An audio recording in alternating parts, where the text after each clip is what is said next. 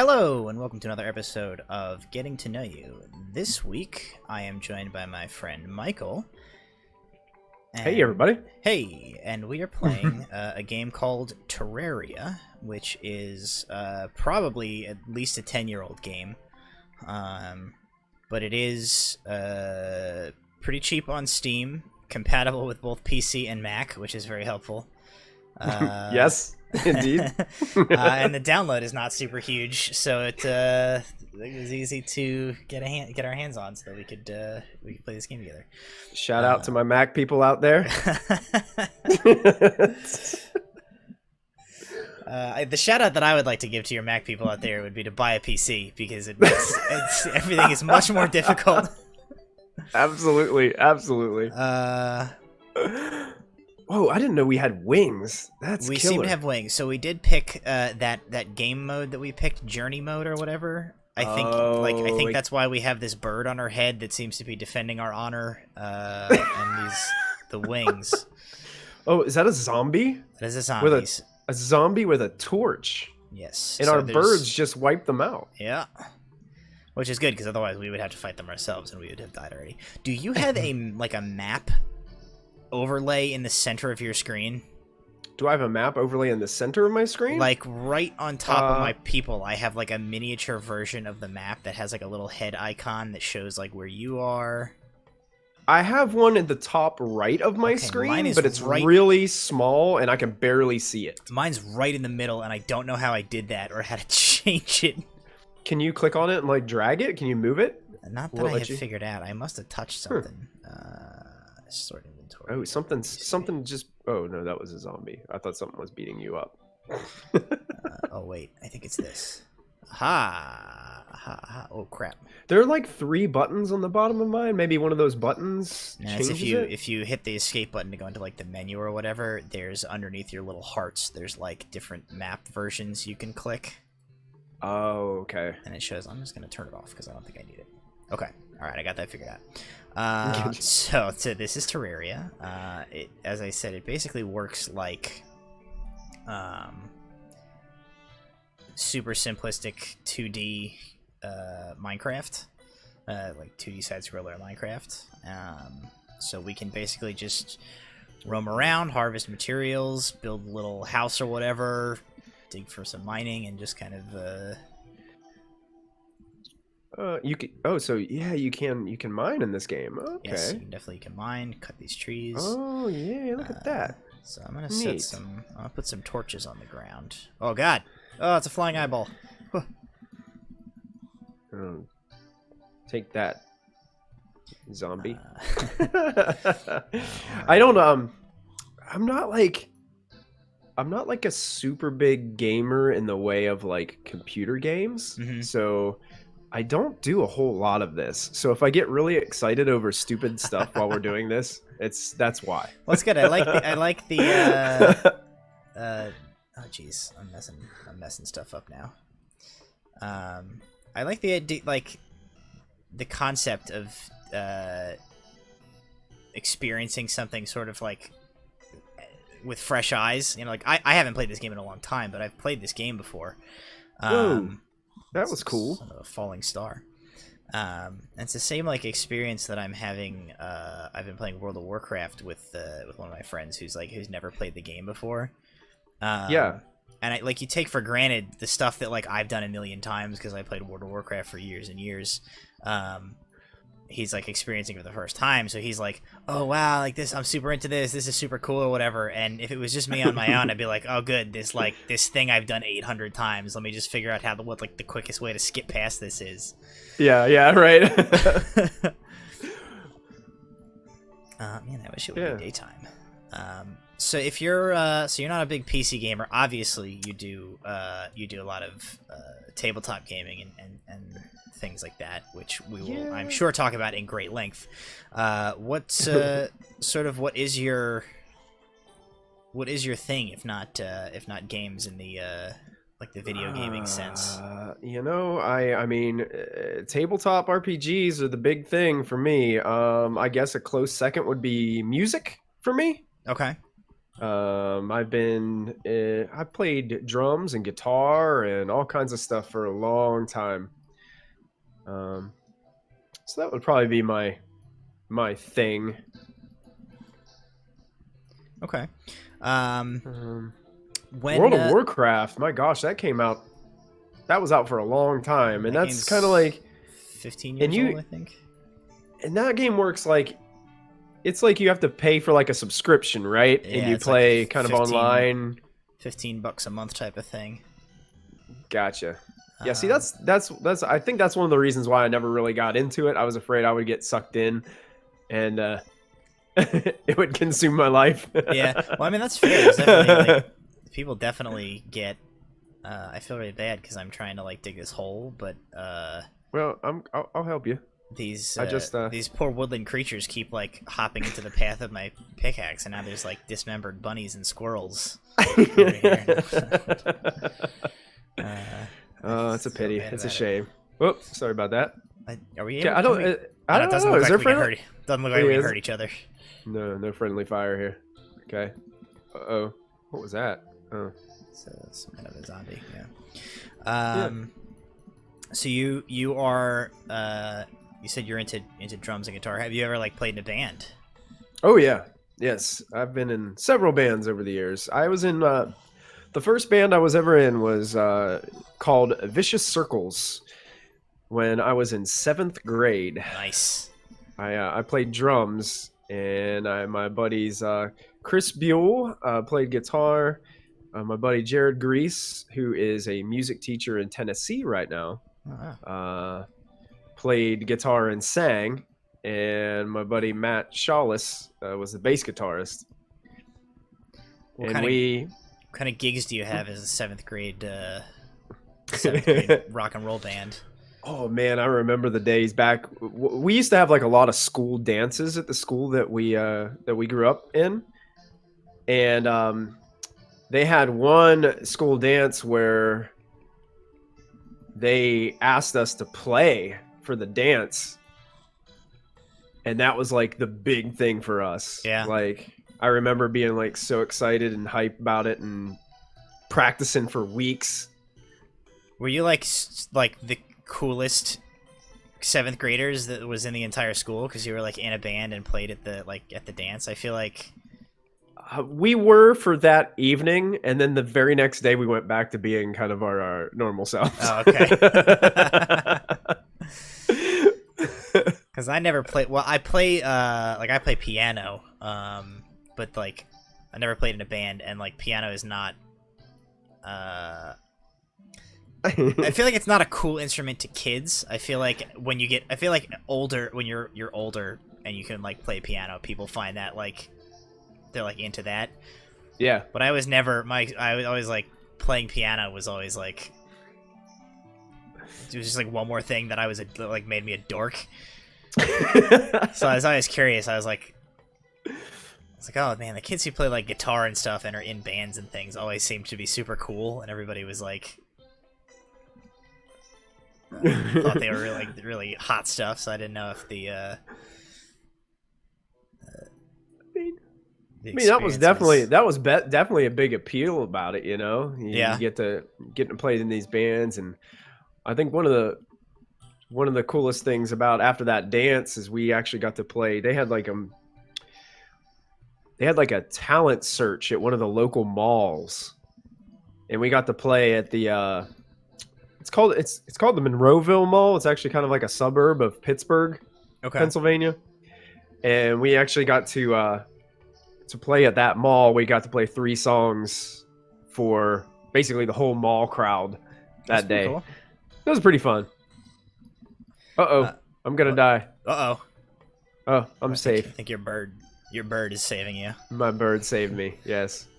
Maybe I'm mining too deep. Maybe I'm like you they're can like go, the real dwarves. deep. I think if I remember correctly from this game, you can mine like if you go deep enough, you mine your way into like Terraria's version of like hell.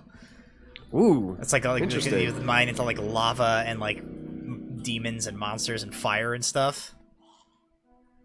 There's like quite a bit to this game. Oh, I forgot I could fly. I've been like trying to dig my way up out here. gonna try and build a house. We need wood for I do that. have a question. Where are we getting like resources from all this mining? Like, where does if where you does it go? click escape and like it like pulls up all those boxes on the top left. Oh, So like I have see. like 136 dirt blocks right now and 75 stone blocks from what I've been mining. I'm gonna Okay. use my axe and go cut some trees to build a house or like there's a crafting table. I like vaguely remember some stuff from this game. What's the like Interesting. biggest gig you ever had as a musician playing in a band? Biggest gig I ever had. I played when I first moved to South Carolina to start my career as a teacher. Mm-hmm. I joined up with a band called Tito's Gone to Miami. Okay. And it was kind of like a, I'd say like a post-punk kind of type band. And we got to open up for a band called A Day to Remember. Day to Remember.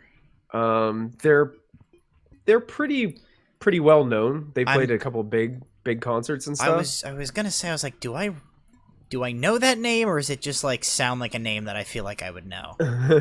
If you look them up, they've got a lot of play on like YouTube and stuff like that. And that's pretty cool. How many people was that you like played in front of?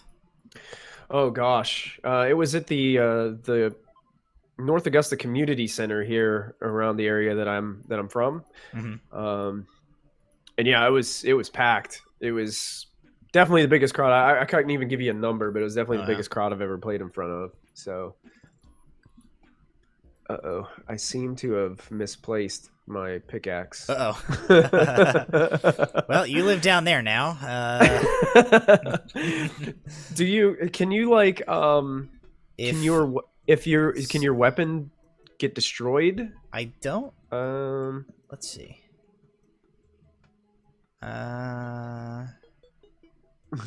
Doesn't look. I don't see like a damage meter. You probably just like moved it to another slot in your inventory or something. I did. I accidentally had my inventory open and I moved it to a different spot. Yeah, but yeah, that was probably the biggest show I ever played. Okay. It was a lot of fun. Is that so? This is probably not necessarily in the same vein. Is for you, is music more like is it like the performing for people aspect that is happening right now that is attractive to you? Is it more like is it something you get more enjoyment out of like just kind of doing for yourself? Because I know like for me, not that I'm particularly proficient in the piano, but like whether it be like the piano or like artwork and stuff like that, it's for me it's always been like a thing that is it's just much better for me if it's like just for me or for like my own purposes or whatever. Anytime I've ever like had any experience where it's like either for people or talk about like commission stuff where it gets paid, like it inevitably is like I just feel like it ends up being more stress than it's worth. Right. Yeah, it definitely started out as more of like for other people type thing. Right. I would say. But the older I get, the more I'm kind of like, it's just kind of like a some kind of release for me, I guess. I don't know, a stress reliever. Like now I don't really do much of playing music in public or anything like that. I used to do a lot of playing for different bands, and I haven't played at the church for a few years, offering my services there. But then it just got to be like I just really wanted to focus more on, enjoying it for what it was and not so much for other people. Okay. So basically right now, I just have my guitar sitting in the other room and I'll get it out for like 30 minutes or an hour a day and just, have Alexa play a song for me, and I'll just play along with it. You know, kind of like cover interesting. songs and things like that. Okay. That's really all I've been up to. I haven't really. I enjoy writing my own music sometimes, but not so much anymore. I kind of just got to the point where I just enjoy playing the instrument. Right. Um, I would have. It's not a use of an Alexa I ever would have thought of, but that's pretty interesting to like. I mean, I guess that now that I think about it, though, like I had a friend who played guitar when when we were like younger, and he used to he would like set up his CD player or whatever and just like play music and play along. So I guess it's not like it's not a crazy idea. It's just I guess a new technology in a way that I wouldn't have thought of. So I've got these stone blocks. Yes. So can I use... I guess I can just put these stone blocks out like what you're doing? So I made that thing next to you there is a I'm out. Is a crafting bench. I figured out how to make a crafting bench. Okay. And then you can like when you walk near the crafting bench, there's like you can scroll up and down on the left side of your screen. There's like a wheel of stuff you can make. Oh, okay. So I'm using my stone blocks to make stone walls. Now, my only gripe against this game, well, at least for me, from what I'm seeing, is all these little buttons are so small. Yeah, like, it is very like pixelated. I mean, they're just really tiny for me. Like, I can barely see what these things are. but that's another thing about me is I have really poor eyesight to begin with. So when you throw these little icons at me, I struggle to. Well, I'm having to basically just like I'm having to go by whatever the hover text is that comes up because I can't tell what any of these things are by looking at them either. Yeah, and see, I'm not even getting any hover text on them. Oh, really? Yeah. It's weird. That is weird. Yeah, if I like put my mouse over like if I walk near this or whatever, I can craft a furnace. Yeah, I don't even get any hover text. Hmm. Interesting. What's that? It looks like a fence. That looks like a fence. That looks like a sign. Yeah. Interesting. This would have been more had we not been playing on whatever this easy mode is. It would have been much more critical, I think, because like when it comes to nighttime, like it took us. We're on to like day 2 now, and I'm trying to like build a little house for us now. had we not had our birds of protection or whatever these things are, yeah, we would have been dead. We would have. I would have been bury ourselves in a little hole and just wait for the sun. I would have been dead when that zombie fell in on my cave a while back. Yeah. Cool. I should make stone. Something else, right? So you mentioned your career as a teacher. I do know. I know that you are an art teacher. Yep, that's correct. You teach at a public school, private school? Public school. Mm-hmm. Okay. My mother is a private school Spanish teacher. Oh, nice. What happened to my stone blocks? Oh no. I have stone blocks. Can I give them to you? Probably. I still have stone to make the material, but I'm trying to figure out what stone. I think I did something. I don't know what I did. Can be placed. But right in front of your face, there's like a gray. Oh, I think you did. I think you did what I'm trying to do, where you put a stone block down. Yeah, my mouse is showing that I've got like 20 stone blocks. Oh yeah, okay. That's what I was trying to do is put these down so that I can. Let's see if it'll allow me to help. Oh yeah. There we go. Once we do this, I will make a door, and then we'll have a door for our house. There we go. Oh, now we're trapped inside. Yep. All right. And this is how we spend the rest of the video. It's stuck inside this box. Let's make a door. Well, at least it prevented that ooze out there from getting in. That's a good thing. Okay, 4. So when have you always has art always sort of been kind of like your thing, or did you like? When did you kind of discover your like interest in art? I probably discovered it probably in, well, see, where I grew up, we didn't have middle school. We Okay. had our elementary school was K through 6, and Okay. then we basically you went to high school at 7th grade, so you had 7th through 12th in one building. Um, and we had an art teacher. Her name was Miss Pontillo, and she was awesome. But unfortunately, the way it works with the school system is when you get into art class and things like that. Basically, the way like your guidance counselor kind of schedules you is so you can get the credits that you need to be able to graduate and go to college and all that jazz. Well, I was good at music and art, Right. so I wanted to do like the band because I was playing drums in the marching band. So I wanted to do that, but I also wanted to do the visual arts. But the way they did schedules is you kind of had to pick one. Because if you picked music, then you got your credit for your quote unquote fine arts credit for graduation. At least that's the way it was done back when, I was graduating high school in the year 2000. So, so basically the first year I had marching band, I already accumulated my fine arts credit. So basically then I went on a waiting list, and the only time I had actually had the opportunity to take a visual art class in high school would have been my senior year. The problem with that is I would have been in a class with a bunch of freshmen, and I didn't really see the point in that. And I've already had other electives that I would rather take too, and it just made more sense for me to take those.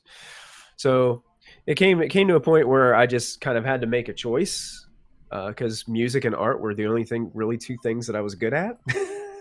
Right.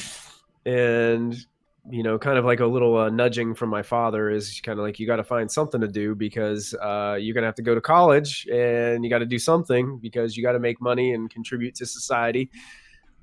Did you go to college for art? I did. Okay. I did. Yeah. I ultimately made the choice to go for art, and I wanted to be an animator. That's what I originally went to college for. Although my plans have changed during the years of college, but yeah, I wanted to do kind of what we're doing right now. I wanted to make video games. Okay. Cool. And so you went to school for art, and then sort of found. So what's the journey look like from, I'm into art. I'm going to art, to college for art, and I'm interested in animation. What does the journey look like from that point to, okay, my calling is I'm going to be an art teacher. There were multiple things that kind of pushed me to do that. I would say that the first thing that happened is I started to get a little bit less naive and do some research. And going to my animation classes, I'm already in my third year of college by the time I did this. But I started thinking about the other people in my classes, and the top animator in my class, he was really good. He ended up getting a job working for Jimmy Neutron. He was that good. So he actually I think he moved to Texas or something and was able to work on the Jimmy Neutron. That's when the transition from traditional animation was starting to go towards computer animation. So, and he made some really awesome stuff in college. But then after I did my research, he was the only one out of that entire class that got a really good animation gig. Oh wow. I didn't hear about any. It does seem like a tough industry to kind of break into. Right. And originally, my thing about that is I wouldn't have mind being an animator for Disney or something like that. But then the more I got involved with, the program and learning, I heard some bad stories about being and working in that environment. As far as I just always heard that everybody wants to work for Disney. Everybody's dream is to work for Disney, so Disney can get away with not really taking care of their people very well.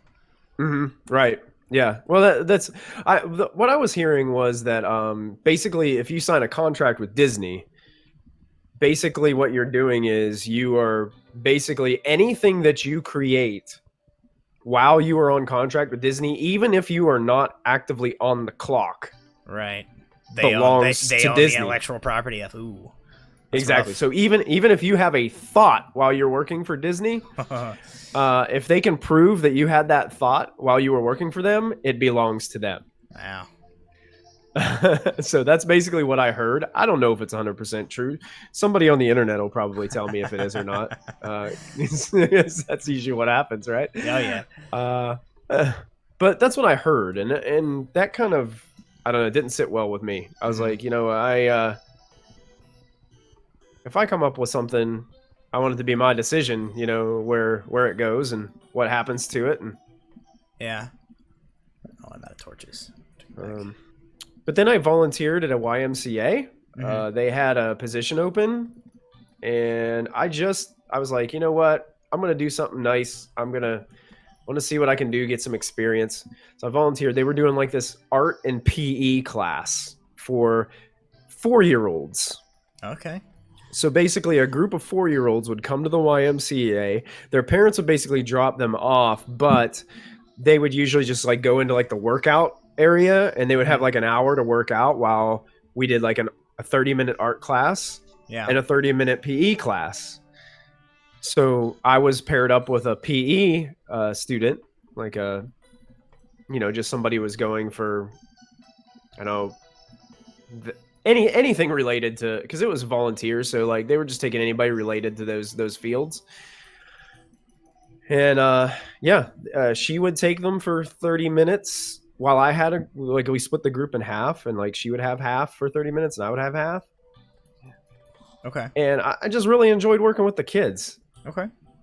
And it became a situation where I'm like, you know what? I really like this. And so I talked to my parents about it, and we had a long discussion. And they weren't overly thrilled because I would need to stay in college for another year in order to do it. Right.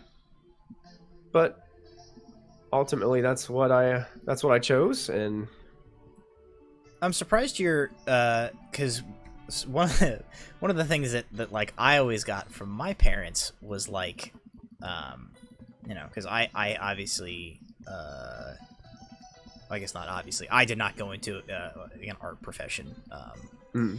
I went into the horticulture industry, but like I had artistic talent as a kid and whatever else.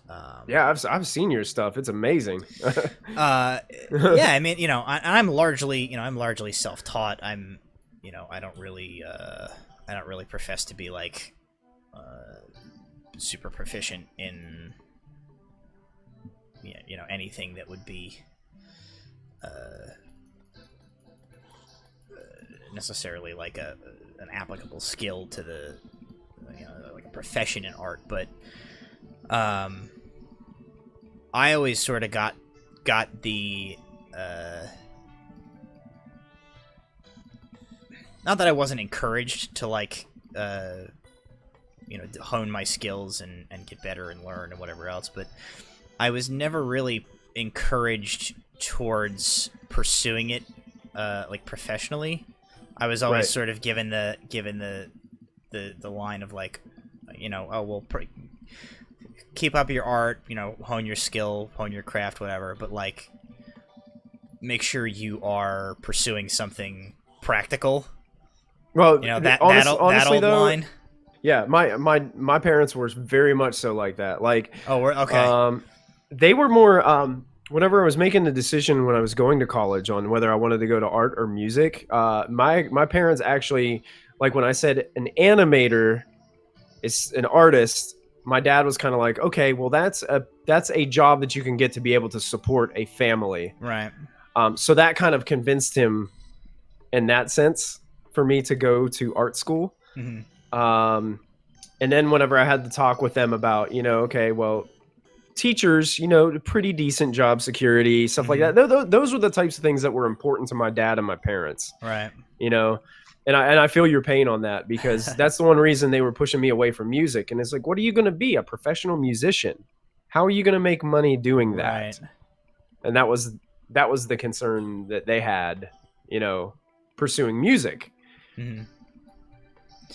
It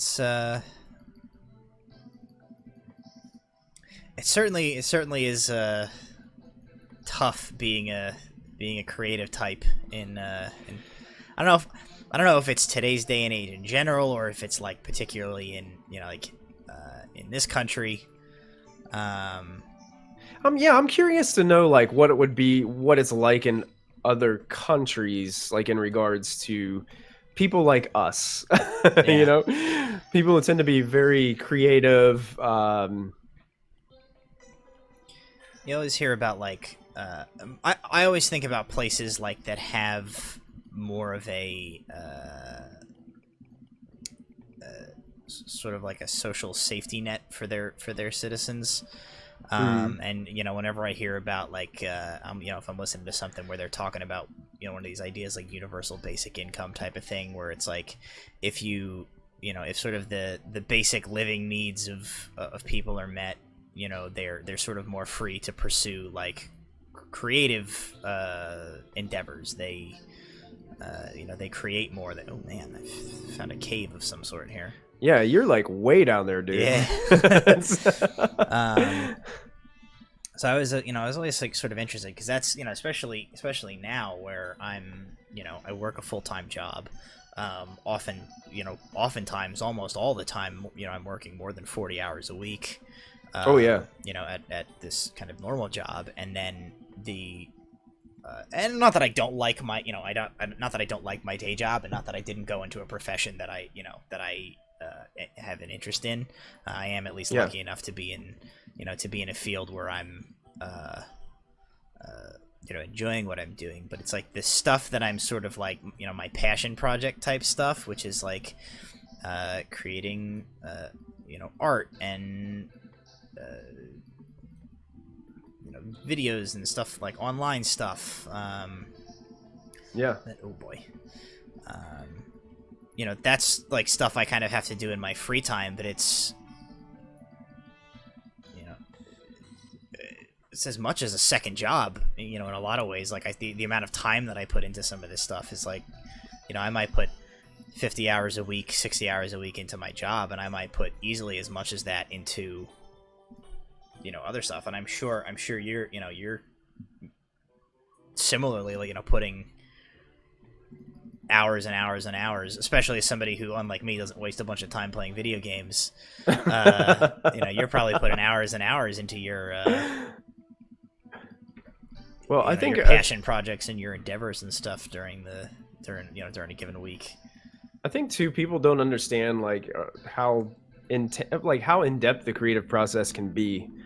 I know, you know, I have a lot of friends who are just really good musicians too, and you know, they're oftentimes like asked to do things like, hey, can you play at so and so's wedding, you know? Yeah. And then when they say, okay, yeah, I'll do that, and then they give you like, okay, well, it's going to cost this much. Mm-hmm. Like they think that's like over, like it's like that's way too much money, you know? Right, yeah. Why are you charging me this much money? Well, because this is what I do. This is my profession. This is like, Yeah. you know, this is like you getting your salary going to work at the plant or whatever. You know, Yeah. that's so. That's one. I posted that piece onto the Discord the other day, that I did that big painting of like the city skyline. Oh yeah, it's beautiful.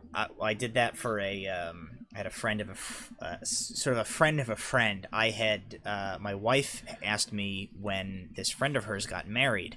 That was our wedding gift to them. As I did a portrait for them for their wedding gift. Awesome. And this friend of theirs like saw that. It was like somebody who was in their wedding party. They saw it, and they're the ones who commissioned me to do that city skyline. And you know, they sort of pitched this idea to me that was like, hey, you know, when they pitched to me, they were like, hey, we have this idea. We want it to be like kind of a silhouette, and then like, you know, the reflection of a silhouette of like Boston and Philadelphia, where the one part is Philly and the other part is Boston, because I guess like the guy is from Philly, the girl's from Boston originally. And the way they explained it to me in my head, I'm envisioning I'm like, oh, like sort of like a black silhouette type of thing. Like that's something I can crank out in a couple of hours, like whatever. And so I said like, oh yeah, like I'll do that for you for like like $150. I'm like, whatever, it's, I don't do this professionally. Like when I do it, it's either as favors for people or as gifts or whatever else. Right. And I don't try to, I don't necessarily need to make money on this. And then as we got into it, it turns into this like much more complicated thing. And end of the day, like I'm very happy with the way the piece turned out. It came out beautifully. Like they were super, super nice to me, like through the whole process. They had like, there was a lot of like adjustments and tweaks that I had to go back and make so that it was like just right for their, kind of like their vision. Right. But they, like incredibly gracious through the whole thing, like super, super nice about it. We're nothing but like complimentary when I gave it to him and all that stuff. I'm like really happy they liked it, but I like did the math and like for what I charged them based on how much time it actually took me to do it, I got paid less than $1 an hour for for my work. Yeah. That's right. So it's like it's crazy to think that I guess I don't know, like people don't understand the the amount of like time that goes, not to mention the amount of like, I've seen a thing where it's like, well, you're not necessarily paying me just for my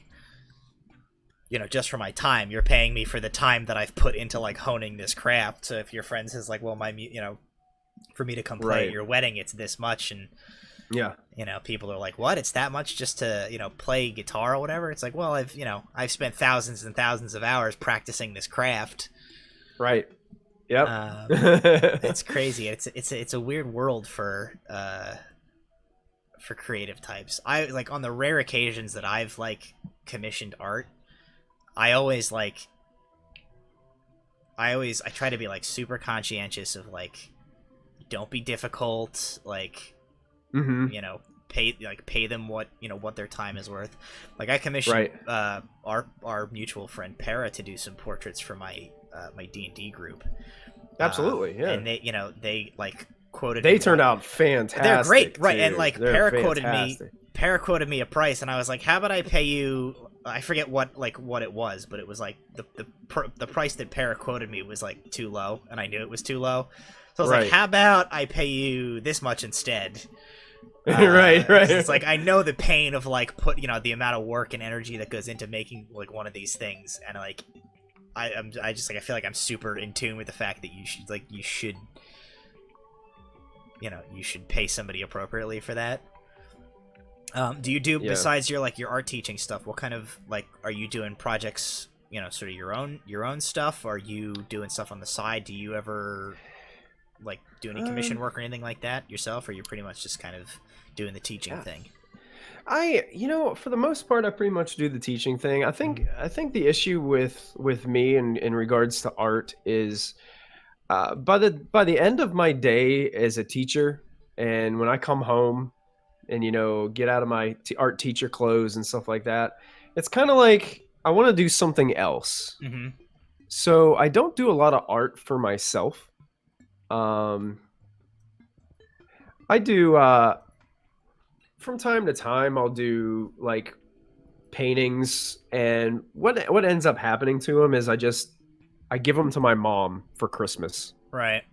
I don't really do them for me or for anything of that. Anything like that. I just kind of sometimes I'll get on a whim and say, you know what, I'm in the mood to paint, and I'll just paint something. Yeah. And it never works for me if somebody like if she hears this episode, she'll probably kill me, but my wife likes to get me to, well, she'll do commissions for me. Right. Of course they're unpaid. And like right now she wants me to do like 4 different paintings one for like my mom, my grandma, and like her mom, and like Hmm. just like for the whole family. I'm like, I can barely get one painting nailed down, and you're piling four on me right now.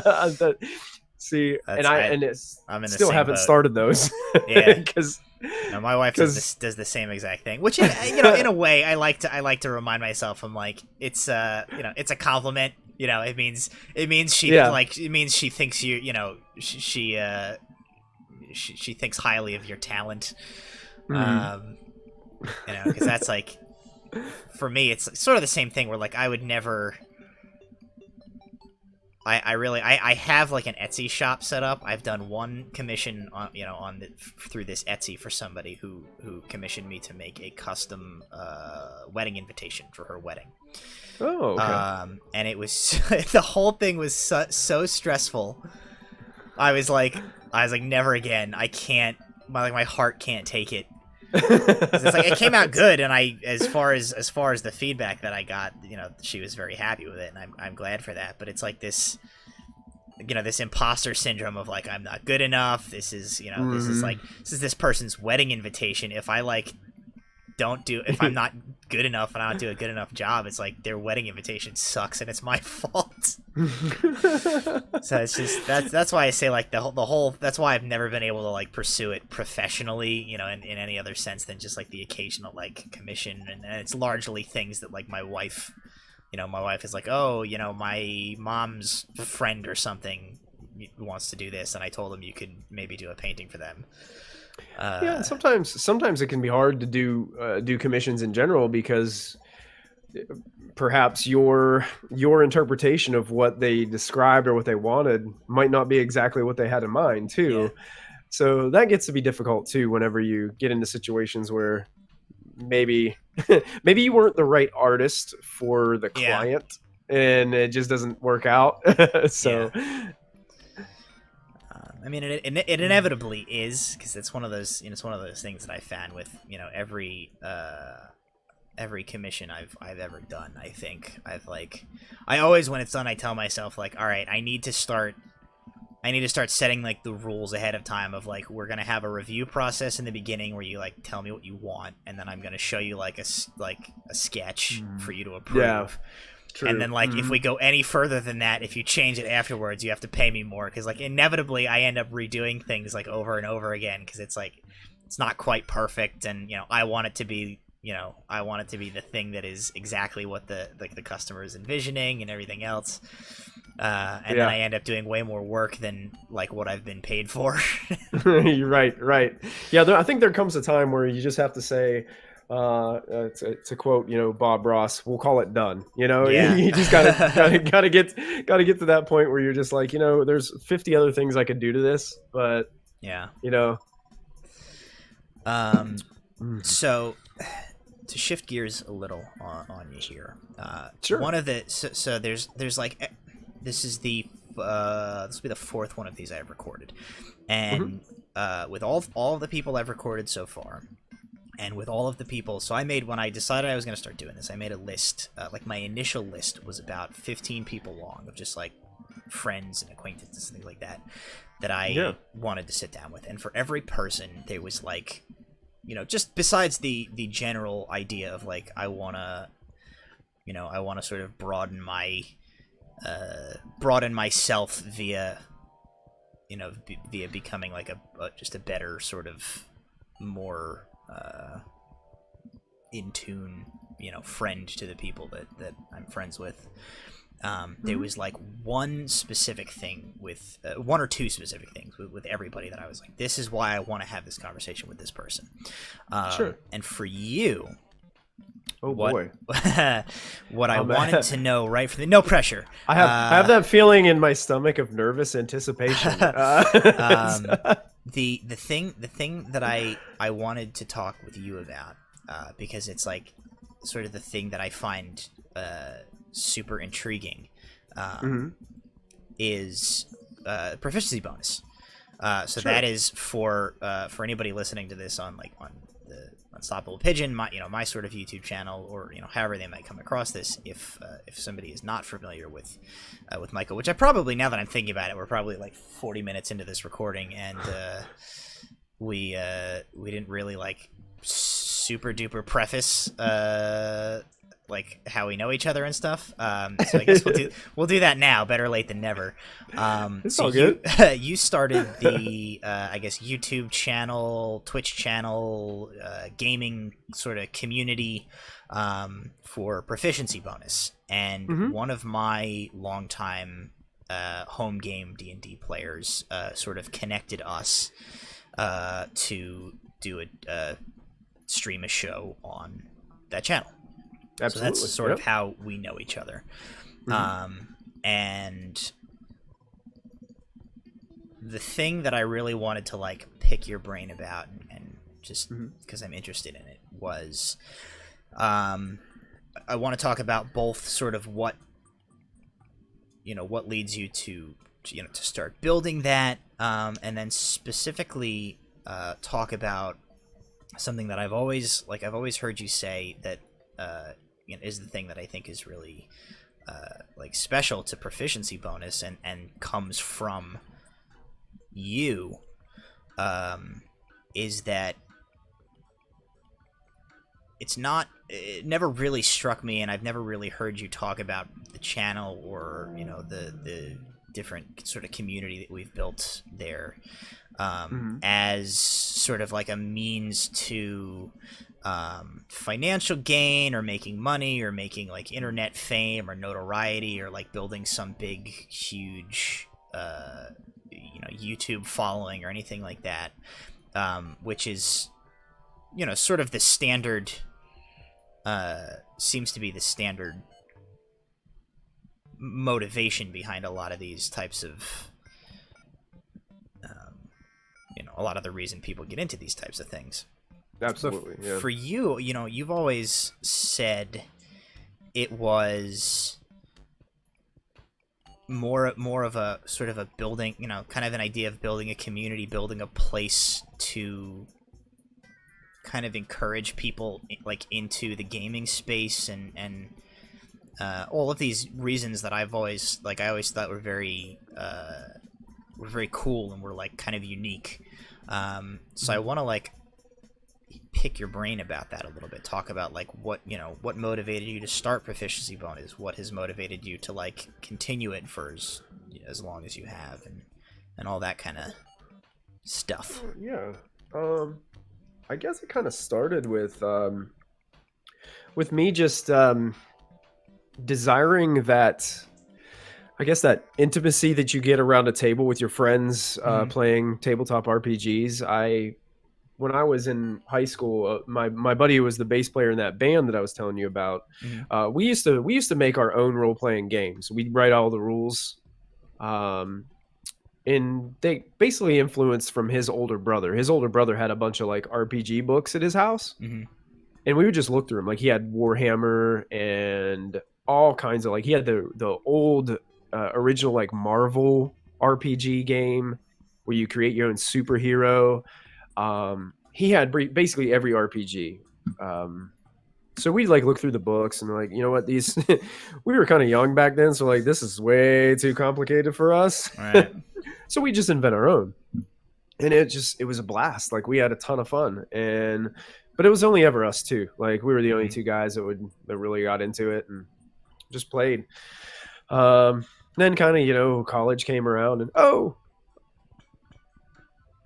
you still there? I'm here. It says you left. Did you get kicked out, or were you like standing still for a long time or something?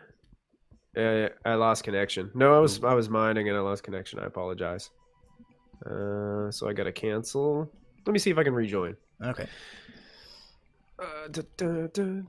But anyway, so that when I got into college, I played Dungeons and Dragons 3.5 a few times with some of my friends from college, and I really enjoyed it, but I never really got like into it like I am now. It's kind of like, to me, 3.5 was a little rules heavy. Yeah. and we spent most of our sessions like arguing about how many modifiers we had and this and that, and I had one guy at the table, like, I know it's cliche, but I wanted to play like a good drow, Right. who was a ranger. Don't we all? So, right, like the Drizzt, based off of Drizzt, and one of the other players at the table had a problem with it. So it kind of gave me this is like a left a bad taste in my mouth, so to speak. So I kind of got away from it, and it wasn't until like 4th edition D&D came back out that I really started to get back into it. And I was a high school art teacher at the time, and I started a D&D club at the school. And I had a meeting that first time to see, okay, who's going to be interested in this D&D club. I had 35 kids show up. Wow. To this first D&D club meeting. I was like, I don't know what I'm going to do. I was expecting 5. So basically what I did was the next like 3 weeks is I trained 3 other high school kids how to be a dungeon master. And I separated that club into 4 groups. And I ran a group, and 3 other of the kids ran a group, and we had enough players that we could have the gameplay. And so that's how I got back into it. And that was during the 4th edition times. And then when I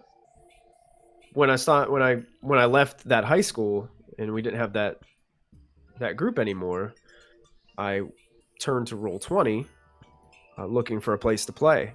And every game I got in would fall apart within like 3 weeks. Right. Either the dungeon master would like no show, or other players would just quit, and then the campaign would just end. And I was kind of looking for like, I wanted like a long term, right, be able to come here and play weekly if I want to, Yeah. Didn't really have that. And then I said, you know what? I think I'm going to give this another go. I think I'm just going to run my own game and see what happens. And I ran into 2 individuals on Roll20. Matthew, who is in my Friday night campaign. He's been there since the beginning. And my good friend from Australia, JJ. We got together. We played a little bit of Storm King's Thunder. Really enjoyed the game. And then I got to thinking, Critical Role, they're awesome. They're fantastic. Like, I love watching them. But I was thinking, you know what? What if there was a way, like, that we could give a lot more people kind of like a Critical Role type experience with their gameplay, but also offered like a safe space and consistency that that these people are going to be here for you, and there's going to be other people that there's going to be an opportunity to play a game here. So from the get-go, it wasn't ever about like I want to be a YouTube star or I want to be a Twitch streaming star, because that stuff doesn't really, none of that really appeals to me. It was more, hey, let's get this group together. Let's see how many individuals we can reach through this platform. And that's when, I approached Matthew about my idea, and he was like, yeah, I'm all in 100%. Yeah. JJ was like, yeah, let's do it. And and that's another thing. Like, it was never just about me. It was more of a my friends and I kind of deal. And that's what I want to keep going throughout the course of this. Like, it was never just my idea. It was a collective of, a couple of us coming together and say, hey, you know what? We can do this. And then with each person that that joins the community or wants to be a part of it, they've all like added something unique and something beneficial to the greater community of what proficiency bonus is and what it is now, which is fantastic. And I love it. I love every bit of it. Yeah, it's been really like it's really cool that it does seem to have sort of maintained the spirit of like this community of people who are like anytime anybody has like, hey, I'm thinking about, like, I want to try this. I'm thinking about this. What do you guys think about this? Here's my artwork, or any, like, whatever it might be. The whole, like, the entire group is like, hell yeah, like, do it. What can we do to help? How can we, like, what can we make for you? What can we, it's very cool that it's like totally a group of people who are like just in for building each other up rather than like, trying to, I don't know, make some push at, some kind of internet fame or whatever else. Yeah, I mean, I think that's what makes the channel what it is, and that's what to me makes it kind of different than what a lot of other people are doing. It just makes it unique. I think, on looking at it from the outside, kind of looking in, if you take a step back, our issue right now is, we've got a pretty full schedule of stuff that's going on the channel. And the initial intent was to, bring as many people along as we could. And now we're finding it, it's going to be starting to be a struggle to find, okay, where are we going to place, new content? Yeah. New streams, because our schedule is getting pretty full with what we got going on. So that may be something that we'll be brainstorming as a community and everything pretty soon. Yeah. Yeah, it definitely. It sort of seems to be, in that sort of that weird place that it is like, it's kind of a community to let, bring people together, give them an opportunity to, like, get on a game, whatever else. And in that sense, it's like it's almost starting to, like, struggle from its own success, in that, like, yeah, it is such, it's a good problem place to have. Yeah. It's a good problem to have, but it still is like, a little bit of an issue. So kind of started out like, oh, we want to, let's make a place that people can, make friends and come and play games, and then you're like, oh, we found too many friends and now we don't know what to do. Right, that's it. We got to find a place to put all these new friends. But yeah. Yeah, I mean, it was definitely a group effort from the start. Man, is that you mining way down there in the bottom corner? Must be. I'm in like a weird ice area. Oh gosh, I'm gonna try to get down there. All right, I don't know how. I guess follow my torches. I was like, I'm a little concerned about how I get out when I'm like ready to turn around at this point. Yeah. I'm like, oh boy. But just figured, let's just keep going down and see what I find. Right. I guess I lost my train of thought. There it goes. Oh. Jeez. Yep, it happens. I'm stuck on something. Oh, there we go. Now I'm moving. Getting shot by like arrows every once in a while. Yeah, just to sum it up, it was never. I'm not like. I'm not going to say it's fantastic when we get a new follower on Twitch or a new subscriber on YouTube and everything. I'm not like downplaying that, but sure. that was never the intention. Yeah. Part of it was too because, I enjoy watching things like Critical Role so much.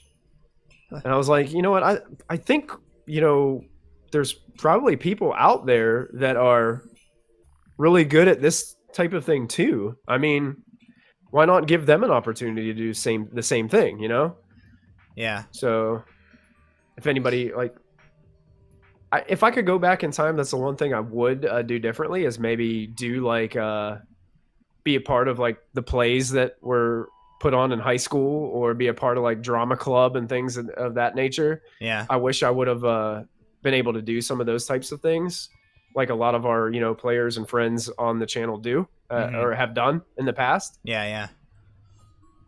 You know. Yeah, I always sort of regretted that as well. Like I never got into like theater or drama or anything like that when I was in school, because it was like, to me it was always one of those things where I was like, I already had enough trouble that I was like an unpopular nerd.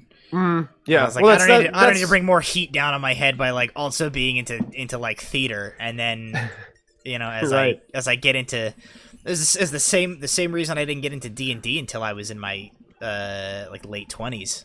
Oh, exactly. Was like, it was like I'm already insecure enough about the things that I'm into and the stuff that I like. That's the last thing I need, is like to have to deal with like playing D&D. And then when I finally did, a friend convinced me to play Pathfinder, and we played over. We were like a group. We gamed together in like MMOs, but he was like, oh, we finally have, there's like enough of us that we could do a steady Pathfinder game. So we played Pathfinder, and I was like, dang, I could have been doing this. Yeah. for like longer than this. It's like, really.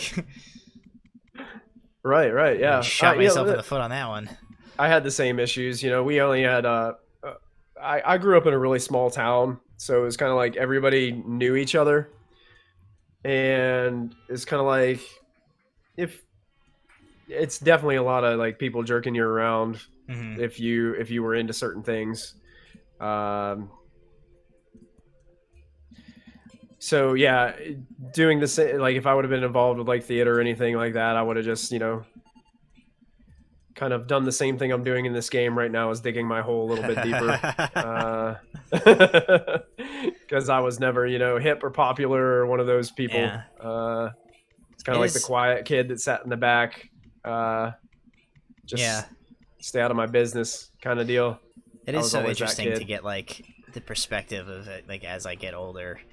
Of like, I always remember, people would always say that, like the stuff that you would get teased for in school or whatever, the stuff that like made you like weird or whatever it was. It's like, no, people are really into, like, when you're an adult, if you're, if you have like musical talent or artistic talent, or you're really like good at this thing, or you can like, that's the stuff that people like will love about you, and that's the things that you will like build your friend groups and stuff around.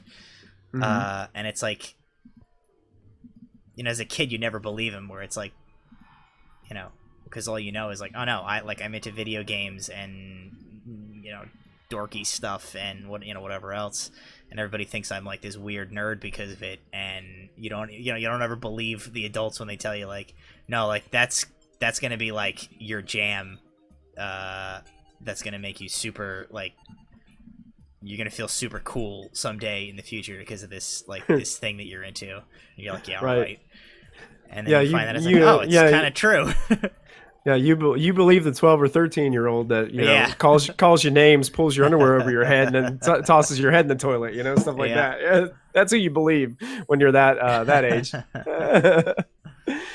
I think I found something cool over here. There's like pots. Yeah, I saw a couple of those. I found like a little, like, it was like an underground house. It gave me a torch. Oh, what's that? I wish I could read these. Oh, 1 silver. I found 1 silver. There you go. I don't know what that means. It looks like there's something shiny down here. It looks like maybe gold or something. I found a little bit of gold. I have some copper I'm mining right now. I don't know what you use the money for. There must be like vendors or something in the game that you can buy things from. Oh, I got achievement unlocked. Ooh, shiny. So it must have been something like gold. There we go. Hey.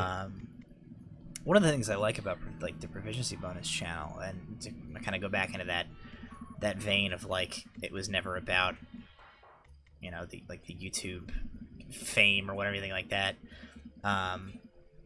It does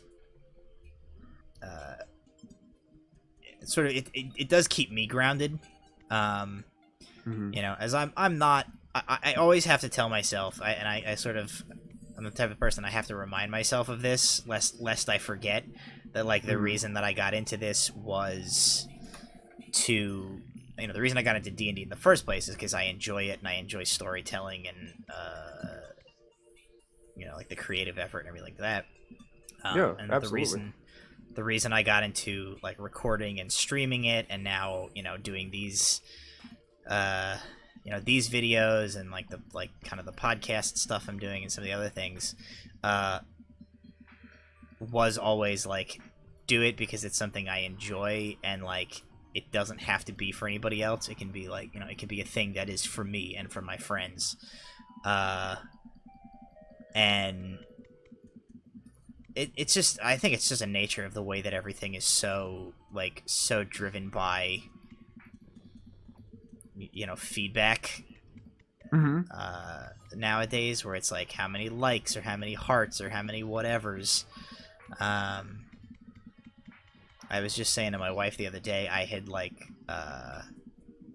I think it was one of these getting to know yous, where it's like, yeah, I spent like 3 hours doing setup work to like get the game working that we were gonna do, and then recorded for 2 hours, and then I edited it for hours after that, and made a thumbnail, and uploaded and did all this stuff, and it was like like one or two people I post about it on Facebook of like, hey, this is like this is sort of a project I've started. It's something that's kind of like super meaningful for me, and I'm trying to kind of better myself through through this project I'm doing.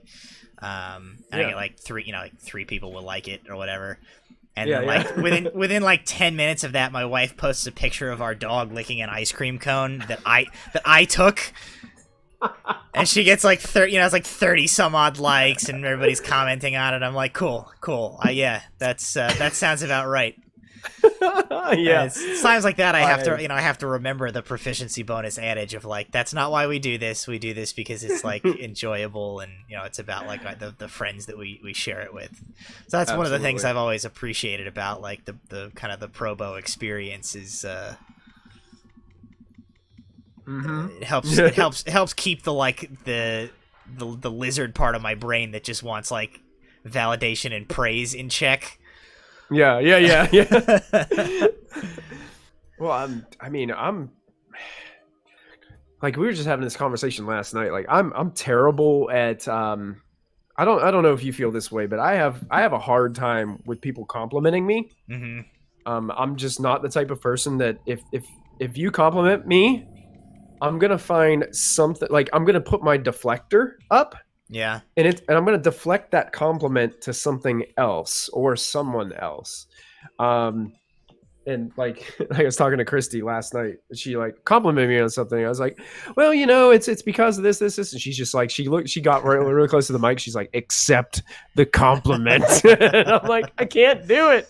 It is tough. I don't know if it's like it's hard. It's hard for me to do it. I don't know what. I think it's a thing a lot of people struggle with, because I absolutely feel the same way, where it's like I just feel like nothing I do is original. Like I didn't invent any of this. Like somebody's done it before. So why should I deserve any of the credit for it? I mean, I guess that's just the way I feel about some of that stuff. One of the things that I think about, specifically about that, and the way that it's something that I like kind of deal with in my own sort of life. I'm a person who has a tendency to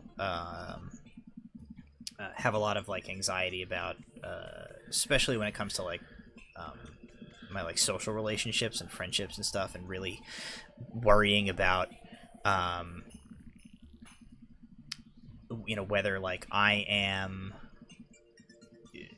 like is a relationship more important to me than it is to the other person. Am I putting in too much of the effort? Right.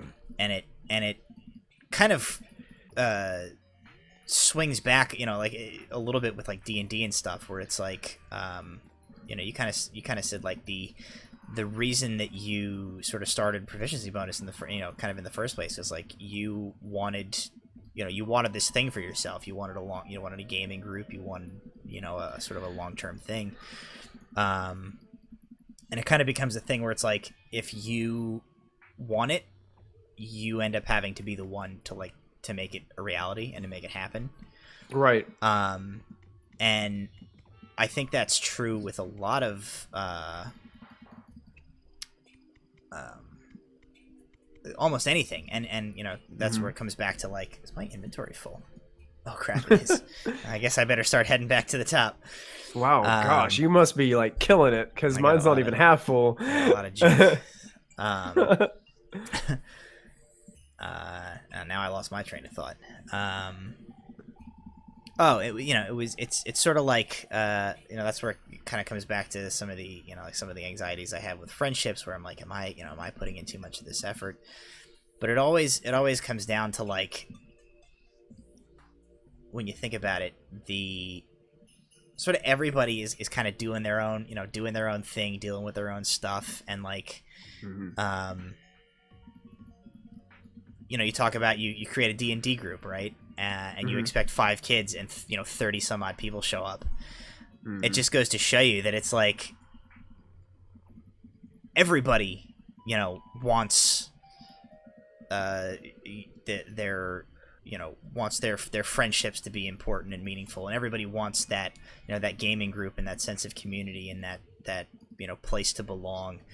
But it's so everybody also has the same sort of fears of am I the one, if I'm reaching out to do this, am I gonna get rejected, or do people are people not gonna be into the thing that I'm into, that I'm putting out, or whatever what might be. There's a million reasons that stop people, and then you find out it just takes that one person to sort of Oh, did you lose connection? No, I don't know if this is not the way I went. I came into an area that doesn't have...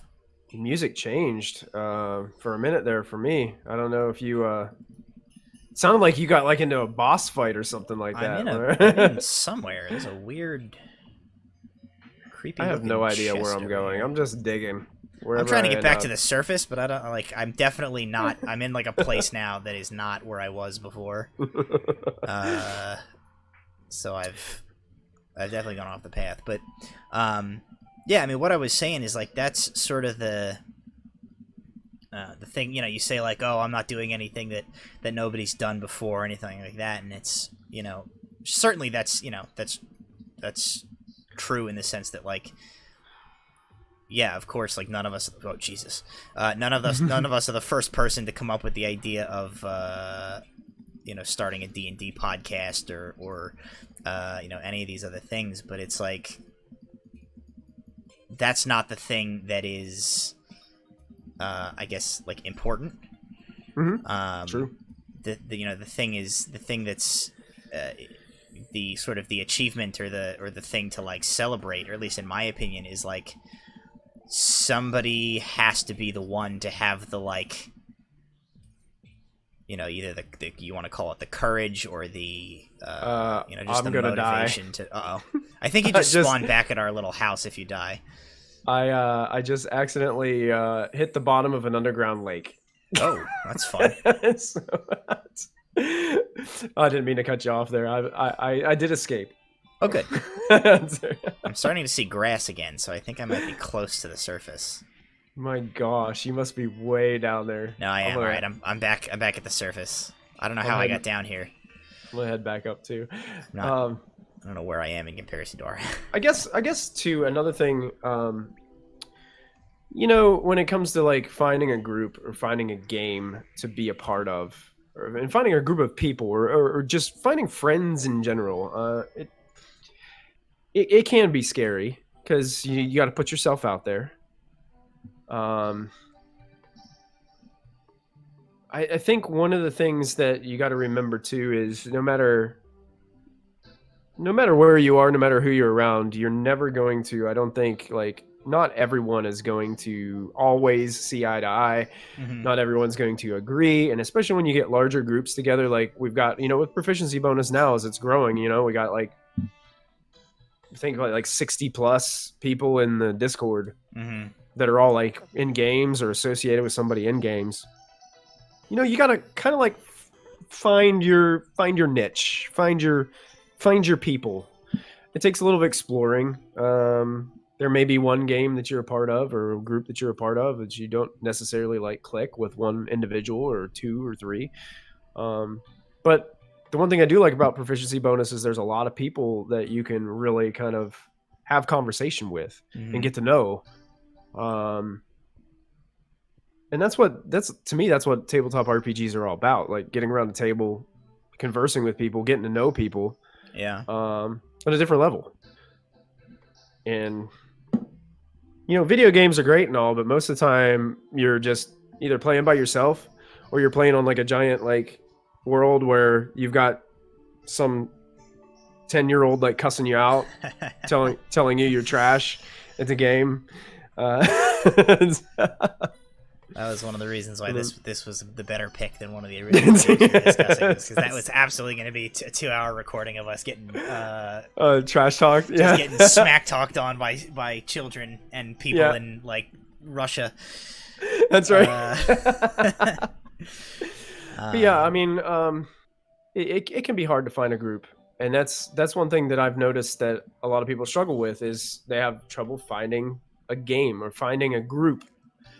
And I guess the one thing is you always got to keep in the back of your mind that you're like, and you might have this problem too as a dungeon master is you can't expect yourself to make everyone happy. If you do, you're going to, I think there's like a saying that if you try to make everyone happy, you end up making no one happy. Yeah. And that's something I got to try to remember as a dungeon master a lot whenever I'm getting together with my games and my players.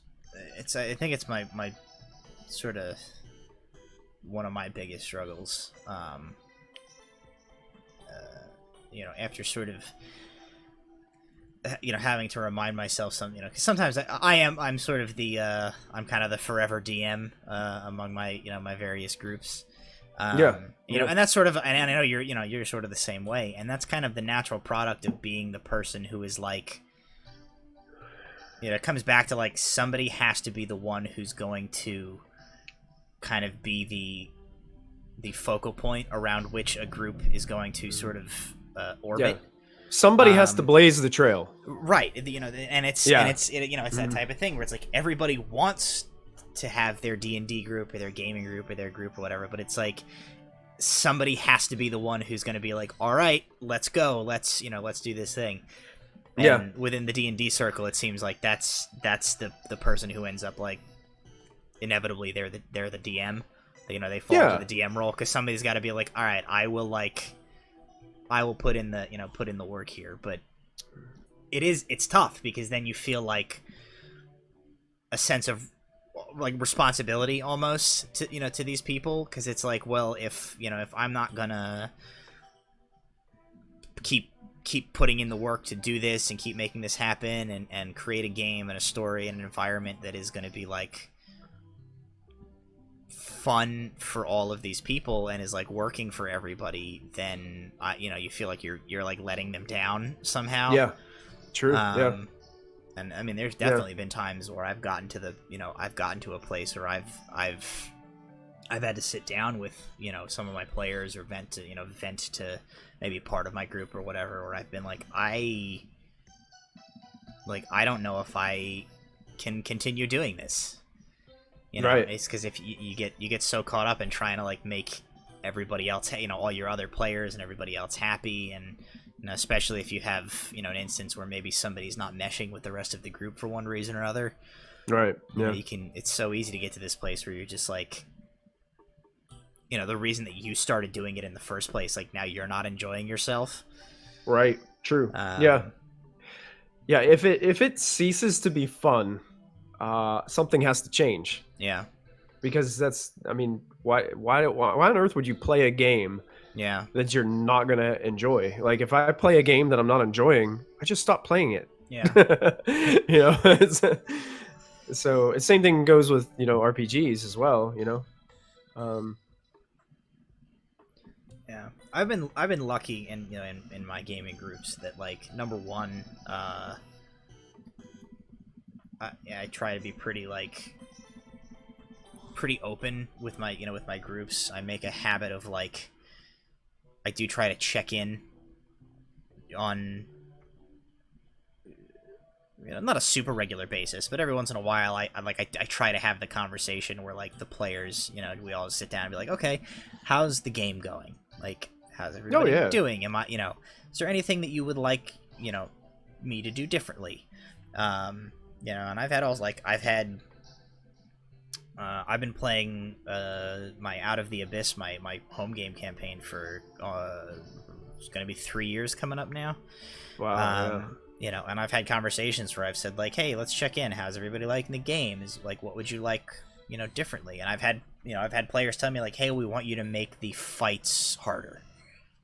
Make combat more challenging for us. We feel like we're breezing through everything. And I go, okay. And I've heard all sorts of things, and I like to make changes. I've certainly had, kind of the instances where like things just don't, people have different play styles, people have different approaches to gameplay and storytelling, people have different stuff going on in their lives. I've had a few instances throughout my years of D&D where we've sort of had to part ways with or either a group has had to kind of part ways, or a particular player or a couple of players have parted ways, and it's always like a bummer, but I've always appreciated it's been pretty like it's always been very like respectful, and the conversation has always been like, hey, I think we really just like we're like looking for different things out of our gaming experience. Yeah. And I've never had like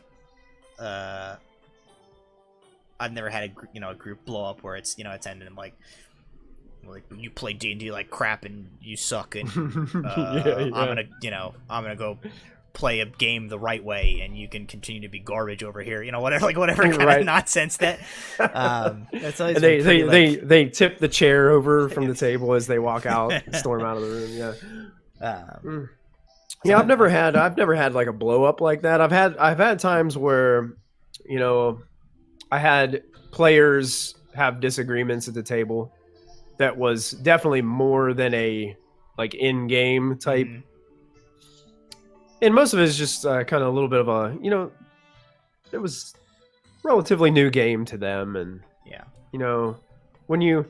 was kind of like it was a little group that I put together at the game store. So these were all people that, I didn't really know too well. And we were still learning each other and each other's play styles at the time. And it's always like when that one magic item falls out on the table and everybody wants it, Yeah. So I had situations where they would just kind of bicker and argue as a couple players on, I should have that item. No, I should have that item because of this. And, it's kind of like, okay. So at that point, you have to be diligent as a DM that way to, because not only is like DMing about like the game and the story and everything, but it's also about managing those types of social situations. It's one of the reasons I like D&D so much, is sort of like I think I've in various conversations, and probably on Mystic Hour a time or two that I've been on it, I've referred to D&D as like a safe way to practice sort of like social the social contract of interacting with other people. Yeah, because there's sort of that, there's that layer between you and the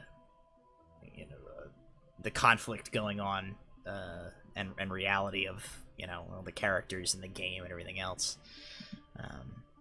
There's always some people who I think have a little difficulty of like separating the two completely. Yeah.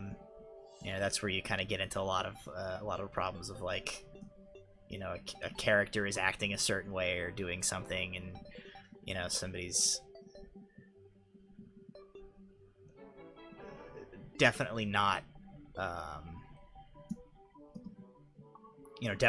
keeping their own kind of personal thoughts and feelings separate from like their character. I've certainly had to have the conversation of like, Well, you know, you're having this conflict or this thing or whatever. You know, are you really sure that that's like, you know, Steve the elf having this problem, or is it Right, you know, right, or is right. it that maybe you're a little upset about something? So it is Yeah, that's weird. It's you know, that's Is why there you know. something? Yeah, that's when you pause the game, or after the game, you're like, hey, is there something else going on? You know, how are you running in this game? I don't know. Am I Because like I'm faster than like, you? yeah, you're sprinting across the map, and I can't do that. Oh, Like, I'm just like, I do seem to do you be see the quite difference? fast. You see the Yeah, difference? Like, I'm just like trotting along here, and you're just I like taking off, and you got smoke coming I off of your heels. I don't I know. mean, How am I doing any of that? did you see that you can hold spacebar to glide down? Did you see that? Where you can Oh glide, yeah, I did not know slowing that. down? I need to figure out how you. Oh, I'm getting attacked by a brain or some kind of. What is that? Slime, I think. Yeah, some kind of I don't know pink why I'm slime. so fast. Get him, bird. Take him out, bird. You got this. I'm terrible at this game. Oh man. I don't know. I have like my inventory is like completely full of crap that I picked up while I was down there, but I can't figure out how to make like a chest so that I can empty this stuff out and then continue to go doing things. So Which we is why can't- I've just been like running around the here for the last 15 minutes. Is like because I don't know what to do with myself. I'm not really sure what to do either. can Because just maybe- I'm going back to this table, but now my little pop up with the things aren't showing up anymore. Oh, So that's weird. I don't know what I did. I'm assuming I did something. So I'm just Well, clicking this is on the stuff. same way that it's the same way that I managed Oh. to go hyperspeed that I didn't know what I did either. There we go. I think I accidentally clicked on something and did something else. I have no idea what I just did. All right, we're gonna call this is gonna be the stuff hole where I just Are you just gonna dump things in there? I'm gonna see if I can just throw things on the floor in here, and this is where we're gonna leave it. Oh no, I'm just auto picking them back up. Crap. Oh no, it's not working. Whoa! What happened? I You teleported. just like teleported. How'd you do that? Oh, I have a potion that teleports you home. That's good. Oh.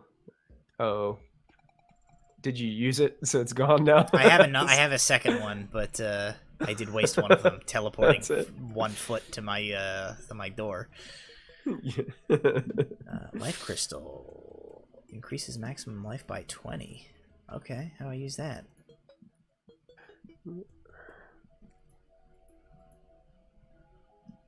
Put this in his hand. Then do I eat it? Oh, cool. Okay.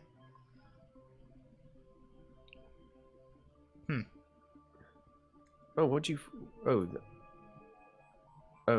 So do we got like just like a random guy that just hangs out at our house? Is that I what think this if guy you does? talk to him, he's supposed to tell you like Does he give you like stuff. quests?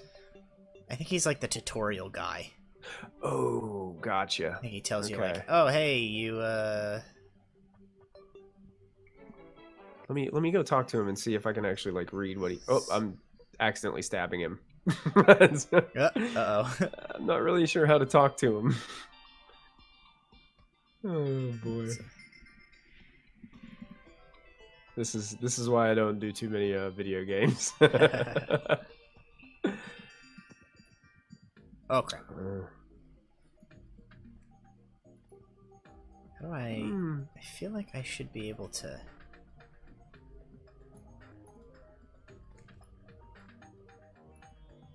Oh wait, here we go. Craft my first workbench. Oh, that's just achievements. Oh, okay. I found a chest out in the world that I was able to pick up and I can bring back to the house to put all this junk in. Oh. Oh. Oh, goodness. I guess we didn't explore too much of the world, did we? We just started digging. Yeah, well, we explored the part of the world directly beneath where we spawned. Where we spawned, yeah, that's right. That's okay. This is only background noise to do while we chat. according to my recording here, we're at about an hour and a half, and I've been making an effort to make these slightly shorter.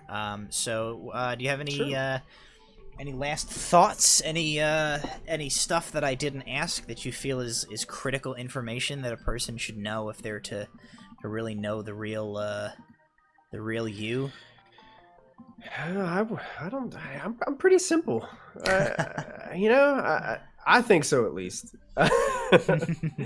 My wife might disagree and say something else, but not really. I mean, art, music, really? D&D. Art, music, D&D. There it is. Teacher. Yep. That's about it. How has teaching during the pandemic and like stay at home and stuff been? Whew, it's been difficult, especially as an art teacher, because it was a little bit different for me because I had to find a way to reach 800 students, not just 25. Mm-hmm. So it was more difficult for me. I tried to do live art lessons on my Facebook page that I have for my art channel. So I was doing that for a while, and like the first video I had like 50 people tuned in for. Yeah. So it was a really big success, but the last one I did, I only had like 2 people there. But I think kids now are like, they right at the end of the year, like they were kind of checked out and done. Yeah. But yeah, it's been difficult. I much prefer being in the classroom, being able to utilize the materials that I have there. And there's always that fear that I have, art being a subject that isn't like tested. Right. I read an article that, some schools are cutting art and music programs and stuff like that nature. And that worries me tremendously. But there's not much I can do about it. So I just... That certainly seems like, maybe it is as a person who is, a creative type by nature. So maybe this is clearer to me than it might be to someone else. If there is one thing that like the pandemic and all of this stay at home and this isolation stuff has like made very, very clear to me, it's the importance of art and music and creativity and these sort of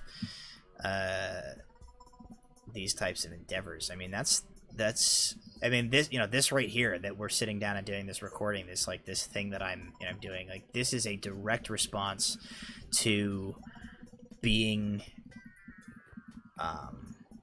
being more isolated from people and sort of having more time to kind of think and self-reflect and coming to the conclusion, like, I want to I guess as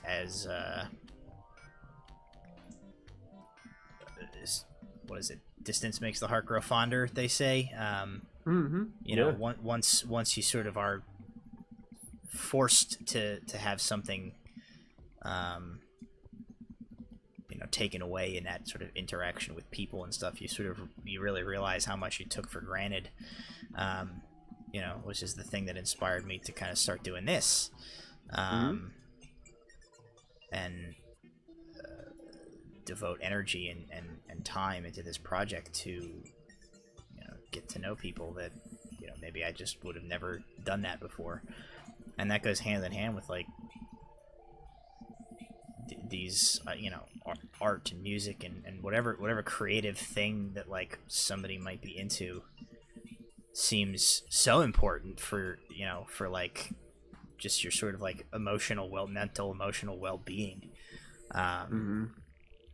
If I have like gained an appreciation for anything during all of this, is it's like, I think like art and culture and that type of enrichment should be something that everybody should realize is like so much more important than I think we've been giving it credit for, like in schools and stuff like that. True. I don't know.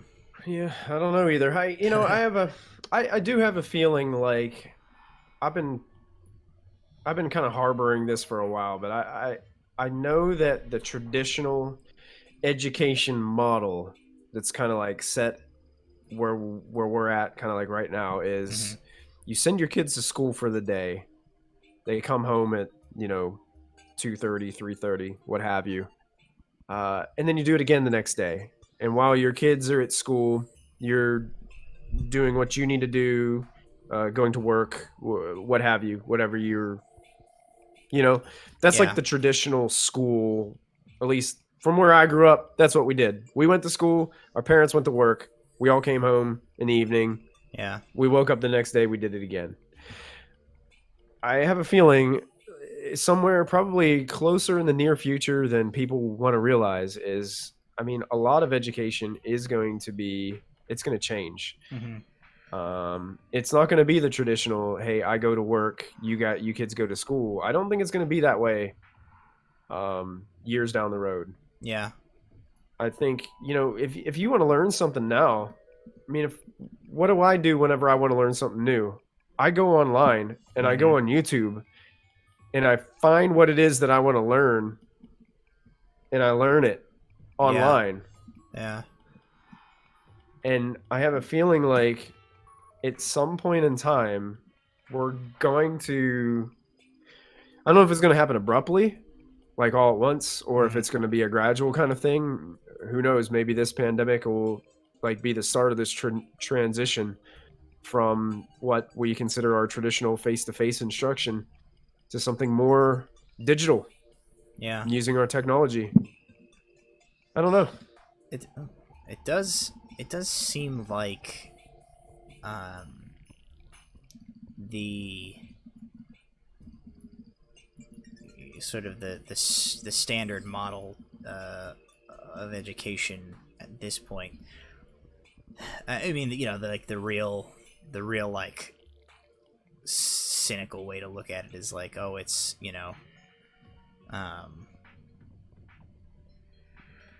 it's sort of designed the way it is because that's it's convenient. It's Convenient convenient for for the economy. parents. It's convenient for the economy. Kind of like teaches Right. kids, prepares. It sort of teaches you. It's like the training wheels for for entering the workforce and working a 9 to 5 job and Right. everything else. And definitely, I don't think anybody would disagree that like that's not really how like a lot of the world is working more and more these days. Right. As like what is a job and what how people earn a living or spend their time or whatever is increasingly becoming more like fluid in it's not just Mm-hmm. like 9 to 5 you go to the factory and whatever anymore. Yeah. um Yeah. and I agree with that. it certainly seems education probably has some or the way we approach education probably has some catching up to do. Yeah. And there's always gonna be like there's people on both sides of the fence. Hmm. You're gonna have people that are all for the change, and you're gonna have people that are gonna be outraged. Yeah. Um, what am I gonna do with my kids now? Yeah. Kind of people. It's like, okay, well, I always a person who doesn't have kids, like during this pandemic, that's one of the things I kept seeing all this stuff on Facebook where they're like and I it's all in jest. I mostly it's all in jest, I assume, where that like everybody's posting sort of like memes and jokes about like being at home with their children like 24/7 who aren't in school anymore, and how it's like driven them mad. absolutely mad. Yeah. Yeah. Yeah. There's a lot of that out there. I was I just it seemed, oh, I died. Oh, you died. Oh, I'm dead. That's what that little red text is at the bottom of my screen. Yep. Oh, I found a chest. What do you do with the chest? Do you just like hit it with a pickaxe? I think if you empty it out first, you can hit it with a pickaxe and pick it up. How do you empty it? You just like right click it, I think, to get. Oh yeah, there it is. Stuff out of it. Yeah. Oh yeah. What's it got in it? Nice.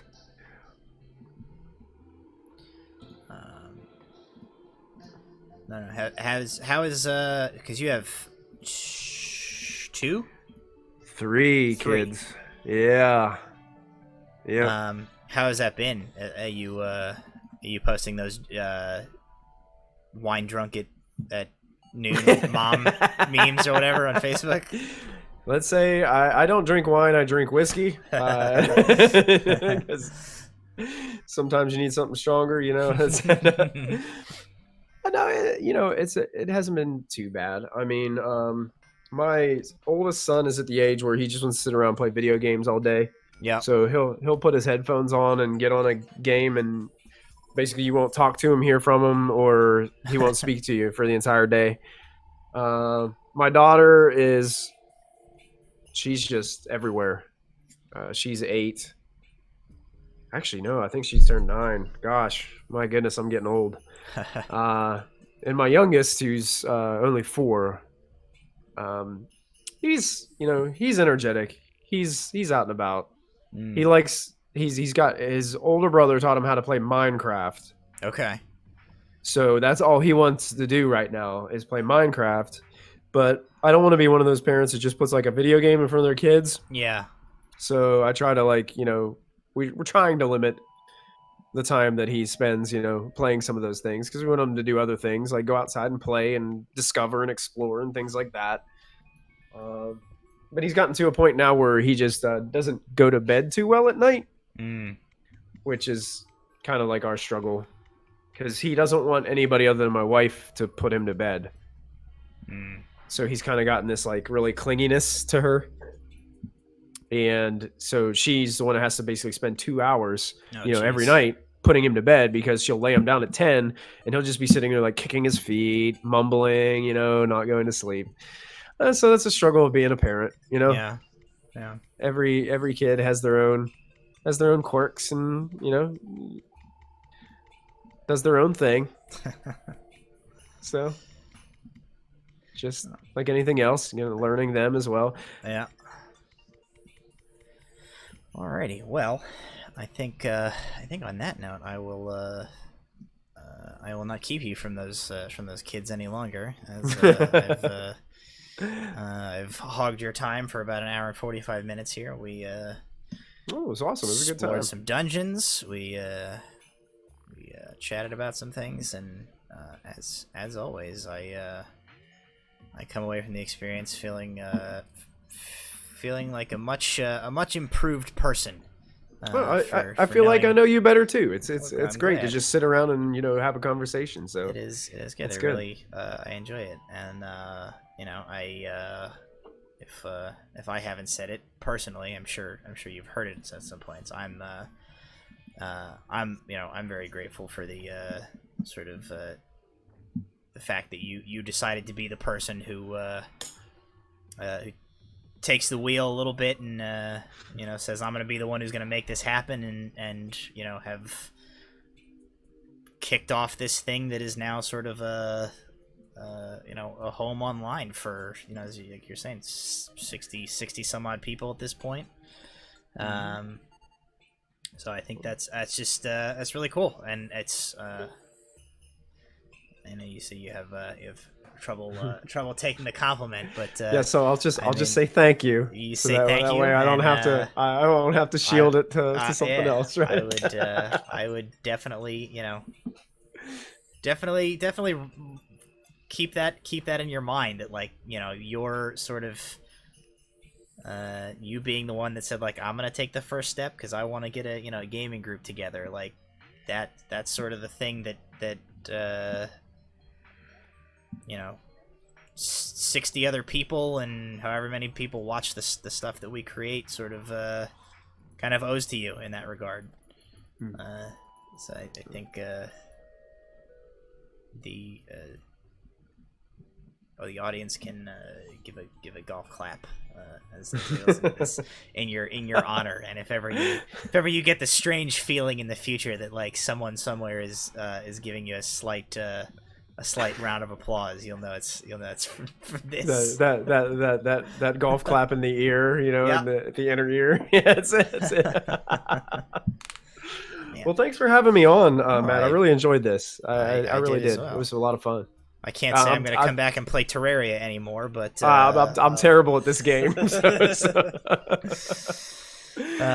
Alrighty. Well, thank you for joining me, and I'm sure we'll have much for you. The internet can look out for us on all the various things on Proficiency Bonus if they want more of our antics. Yeah. Absolutely.